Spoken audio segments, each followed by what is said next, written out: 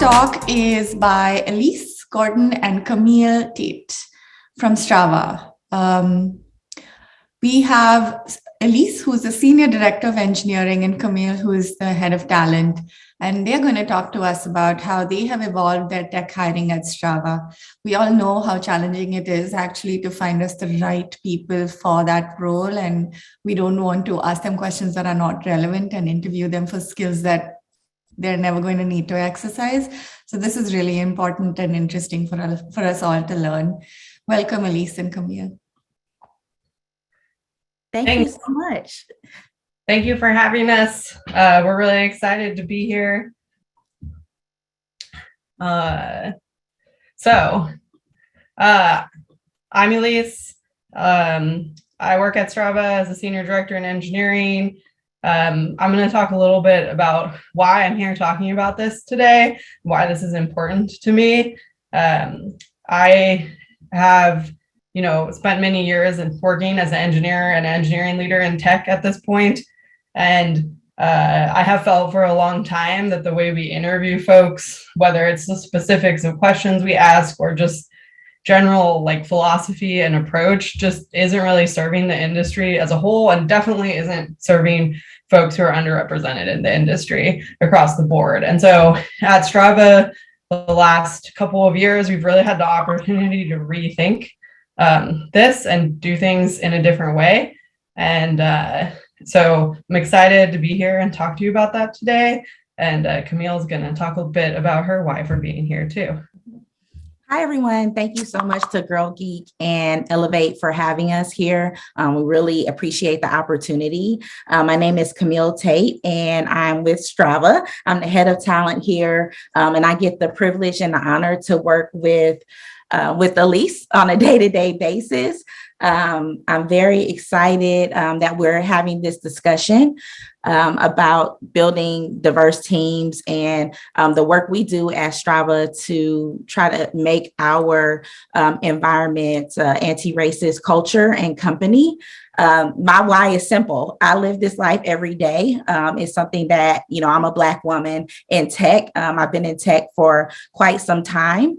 And there I've experienced numerous things when it comes to hiring. I've seen numerous things be on the recruiting side in terms of discrimination, inequality, people not putting in the effort to reach out to underrepresented groups. So my why is personal to me. And I love that Strava is on the path to, making a change in our industry of tech and trying to be a blueprint for what we can do in terms of promoting and hiring people from all walks of life. So that is my why. Thanks, Camille. It's always awesome to hear you talk about that more. So I'm wondering, you've spent many, many years in recruiting, both at tech companies and in the wider industry. Can you talk about why sourcing is such a key part of hiring diverse teams and really what we've done to think about sourcing differently? Yeah. So I don't know how many recruiters we have attending this conference, but it's a well-known fact that the majority of applicants that apply for roles, specifically in tech, are majority white. That's just a fact.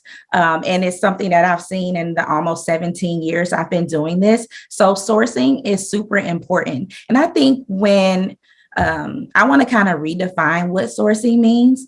Sourcing is not just going out and kind of cherry picking different people from all walks of life. Sourcing has changed. And I like to describe it. I don't know if Elise has heard me talk about this, but I've mentioned it in other chats.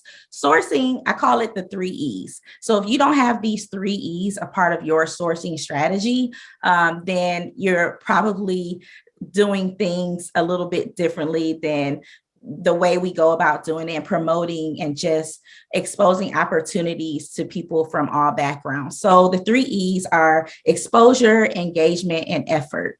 And so when you think about sourcing, and it's not just going out and cherry picking people from underrepresented groups, it's really and actually an example of sourcing is what Elise and I are doing today, which is speaking with all of you.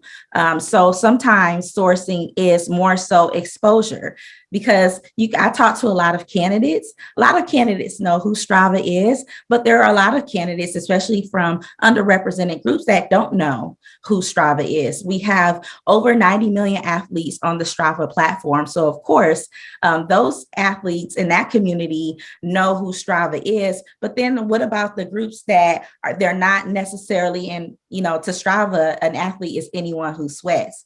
But maybe people have this impression that, if I want to work for Strava, I have to have all these qualifications. And in addition to that, I have to be this endurance athlete that does all this cycling and running and things like that. This is an opportunity. This is an example of an opportunity where we're sourcing and we're saying, this is Strava. You don't have to be an endurance athlete. I'm certainly not. And I'm still here thriving and striving. And so that is just exposure is a key piece of sourcing, making sure that you expose opportunities and your culture to people that wouldn't normally have heard of your company and the culture and the things that you can bring to the table as an employer. And then engagement.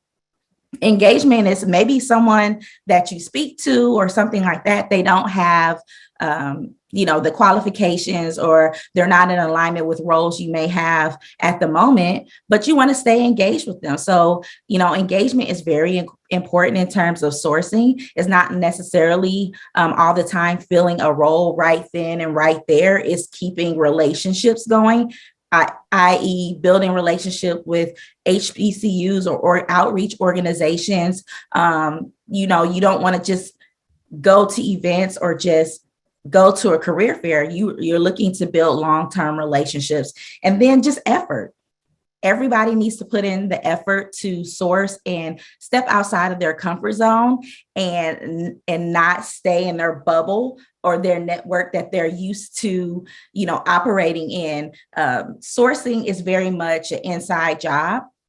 I know we look at it as something that's external and you're reaching out, but it's very much an inside job because you're looking to communicate authentically with candidates from all backgrounds. So I would say sourcing is very important, but it's not the sourcing that we know of the past. This is the new sourcing, and it's better because you're building more relationships and you're creating a alignment with candidates and building those relationships for now or in the future. So I would say that's why sourcing is important, and those are the components of sourcing that we kind of embrace at Strava. Also, one more thing before I get back to you, Elise, but sometimes if you want to source and build relationships with underrepresented groups, you have to invest.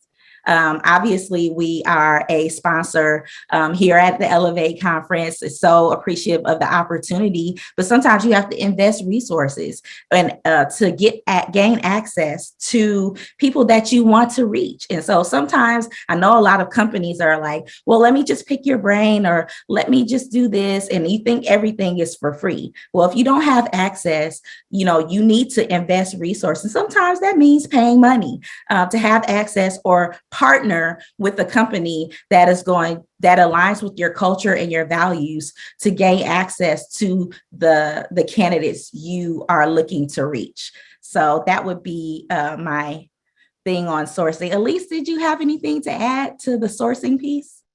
No, I think that was amazing. You covered it all. I will add, I am also not an endurance athlete. I love walking, moving, doing a little bit here and there, what I can. I'm a mom, so do what you can, right? But we do not, hire people because they can ride their bike 40 miles or run a marathon, right? We hire you because you're going to contribute to the team, right? So I think that's just a really important thing to say. Right. And I wanted to pass the mic to you, Elise, because, I've been with Strava for 14 months and, obviously have the privilege of you working with you, and you're very involved in hiring on the engineering side. And I would say that engineering at Strava is some of the most engaged and active hiring managers and teams in hiring processes that I've been a part of. So I would like you to speak to just the prep and process from an engineering hiring standpoint and what you and the team do to kind of prepare yourself for hiring at Strava. Yeah, I mean, this has been a really key area of focus for us, both for a long time. In some ways, one of the hiring values we carried forward with us when we started doing things differently was actually like put the candidate experience first, put the candidate first. And I think that was a good thing to bring with us. We just do it maybe in a different way now. But we've invested a ton in both how we talk to candidates, what we talk to candidates about, just basically like communicating in an authentic to Strava way, being transparent. Like we do a lot of prep with candidates. We tell them like topic areas. We let you know what you're going to be interviewing about. We don't give you the whole like question verbatim, right? But we give you enough time and information so you can be ready and confident going in. We never want anybody to feel like they're taking a test or feel like they got surprised, right? We want you to do your best when you show up here, right? Just like we're trying to put our best foot forward. So I think that's been a really key part. I think, on the other side, like how we actually have rethought the hiring process, we really look for all of our questions to reflect real work, no algorithm sort of like gotcha kind of questions. We've done a ton of work there. We continue to do work. If a question we don't feel like is helping us evaluate candidates well, then we rethink it. And though that's like a high effort process, right? It takes time to make new technical questions and make them good and make them reflect work. But we've really seen that the effort put in there, like we've gotten a lot of return. We can better evaluate candidates. We can evaluate level better. We get a lot of really great feedback on our process from candidates. So we're both seeing like, how do we feel about it? How do candidates feel about it? We've invested heavily in rubrics. So like, I think you can never make hiring completely objective. Like we're all human beings involved in this process, but we try to take as much like of an objective approach as we can get, especially with technical questions where we can have a rubric, the interviewer can fill out a rubric and it's the same every time. And that's been really important. And the last thing I'll say on this topic is we've really gone to a per role approach. And so last year we hired a bunch of folks coming out of boot camps, which was awesome. It's a program we're going to continue this year. Really excited about that program. But when we first started interviewing for it, it just wasn't working. We were not able to evaluate candidates with our current interview process well. And so we took a step back and we said, how can we let people shine, which is where the title of this talk came from. Thank you, Michelle Bousquet, our head of people. And so we really took a step back and rethought it. And we have a totally different interview process for early career now that is really looking at potential and is not show us what you know, because you're at the beginning of your career. We're going to train you, right? And so the questions we should be asking about bringing people on board are very different. And that's been really successful. So, we're just looking to continue to iterate and continue to do more of that going forward. Yeah. And one of the things that I know you all do is speed to hire. I know a lot of companies we got to fill all these roles and, we got to go. And it doesn't matter who's in the pipeline. Just pick the candidate who has the qualifications and move on. Elise, I think that you all have done a really good job of saying, wait a minute, our pipeline is not, it's not diverse enough. It doesn't have, we haven't exposed it to enough people. Let's take a step back and slow this down before we hire. So. Yeah, I mean, as we were preparing for this, I really spent some time reflecting on the speed thing. And, honestly, this was not something we really went in knowing this was going to change so much. And I feel like this is, in Strava, when you talk about anti-racism, we talk about unlearning a lot. And this is something I felt like we had to unlearn because everywhere else I have hired, even at Strava before the last couple of years, like speed was the end all be all, right? Speed to get that person in the door. How fast can you be interviewing? How fast can you make a decision, right?